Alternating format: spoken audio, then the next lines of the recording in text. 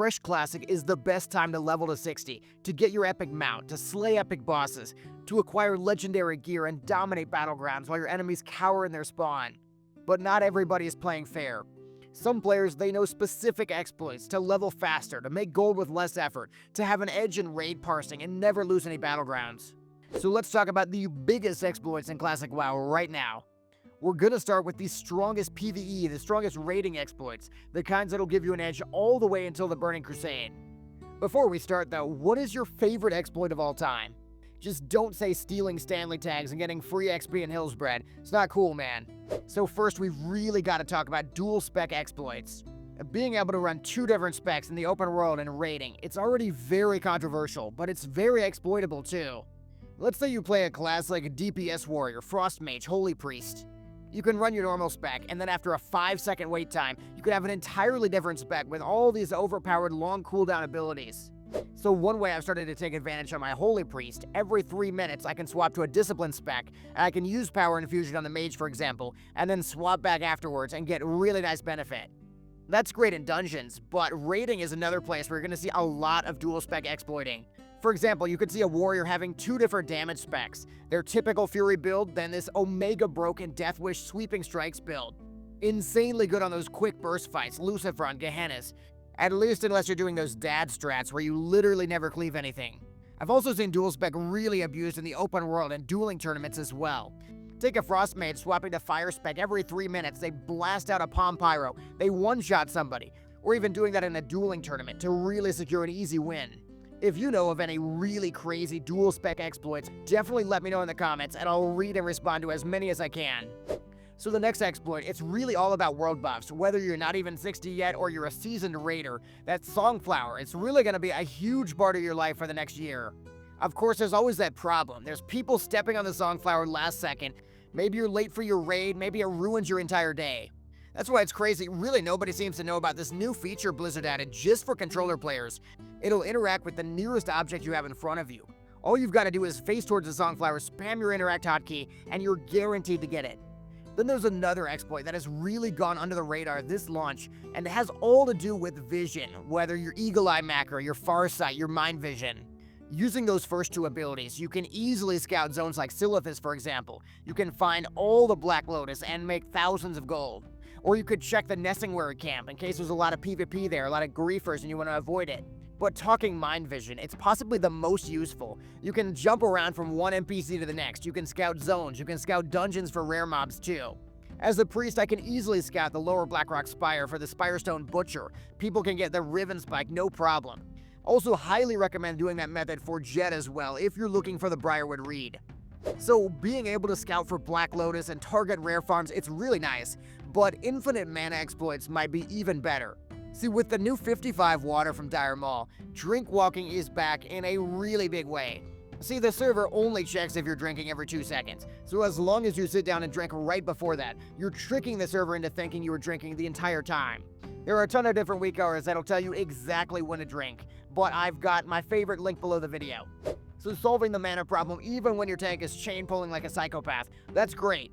But another really common problem you'll get some huge new weapon upgrade in your raid, but you won't be able to use it because you don't have the weapon skill. Luckily, with Dire Maul out, the problem is easily solved. See, at the end of Dire Maul, surrounding King Gordok, there are all these ogres called Gordok Spirits. You can attack those spirits and you infinitely gain weapon skill. The problem is, once you finish a tribute run, they're going to become friendly and you can't attack them anymore. The exploit is to get in combat with those spirits before you pull the boss. That way, even after you kill Gordok, you'll still be able to level your weapons to 300, no problem. If you happen to have any more exploits or tricks related to endgame raiding or PvE, definitely let me know in the comments. I would love to do a part 2. Now let's switch gears to some economy exploits, really to maximize your gold with minimum effort. The first exploit is all about understanding how the nodes work in the game, say the rich story moors. There are these clusters of nodes where one of the nodes they have to be up, and if it's not, it's going to respawn every 2 to 7 minutes. That means you could AFK in a node in Winter Spring, for example, and every few minutes you're getting a chance at Arcane Crystals, Blue Sapphires, and you're not even moving. There's also a slightly different method you can do to get Black Lotus completely AFK every single day. Some locations in the endgame, like Burning Steps, they have several Black Lotus spawns that are really all next to each other. My favorite, of course, is the quad spawn. Access to 4 spawns without moving or risking your character at all. That is free money right there, baby. Then there's another economy exploit that nobody is taking advantage of, and that is arbitrage. I've got an insanely helpful AFK gold making video, I'll link in the top right. It really explains everything in more detail. But the TLDR, some items are way easier to get in one faction than the other. All you've got to do is have a friend on the opposite faction, they hook you up via the neutral auction house, and you could be making hundreds, thousands of gold per day. Wool cloth from Stockades is a great example. A horde is always lacking wool, and they'll always overpay. Magic dust is another one. Alliance get it while leveling passively, a horde never even see it, but they're willing to pay top dollar. Then there are also recipes that only drop in horde areas. Savory Deviant Delight, everybody wants that recipe. Or an alliance, there's an entire vendor full of exclusive cooking recipes that a horde could never hope to get. The only way they're gonna get this is arbitrage in the neutral auction house. My sheet below the video, it's gonna tell you the best items to make the most possible profit. And I'm telling you, you can double, triple your money every single transaction. So do you have a cool exploit, something related to gold making you'd like to share? I'm gonna be honest, everybody, including me, could always use some extra money. So we have gotten this far without talking about PvP exploits, and there are quite a few in Classic Fresh. The first exploit, it's all about honor per hour. See, if you queue Warsong, you might get into a pre-mate. They might grief you. They might make the game last hours until you have to quit out. One option is to bring a hunter. They insta-join every single queue. They check with Eagle Eye to see if the enemy team is a pre-mate. If it's a known griefer pre-mate, everybody else just declines the queue. You've just saved yourself an entire hour of painful griefing. So the next PvP exploit, it makes me angry, but I've got to tell you about it. When you go to Blackrock Mountain, you go to any PvP hotspot, you are likely seeing 50 horde there ready to gank you, or 50 alliance. Well, the reason why things seem so imbalanced is because most of the top PvPers, they're using layer swapping add-ons, and that ensures they never get on an imbalanced layer. They're never at a disadvantage. It really is exploitative, but the hot new layer add-on on the block, it is Trace Layer Swap Weak Aura. If you have this weak aura, if your guildies have this weak aura, you're able to easily use it to swap layers and really avoid those outnumbered PvP battles. Personally, I really do hate that this is becoming the meta, and it feels like those 50-50 PvP servers are still incredibly imbalanced because of it. If you have any ideas, any solutions to prevent everybody from rushing to their faction's lair, Blizzard might just be reading, and hopefully they'll get some new ideas.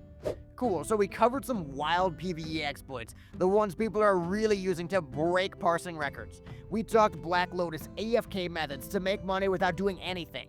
We even figured out how to never ever get griefed by a Warsong pre-made ever again. So now it's your turn to leave a comment about how this video really was an exploit, and you were expecting me to show you how to fly out onto the map to get Black Lotus or something. So definitely complain in the comments right now. Also, make sure to like the video, subscribe for the part 2 bombshell with even crazier exploits next month. In the meantime, though, check out my ultimate AFK gold making secrets video.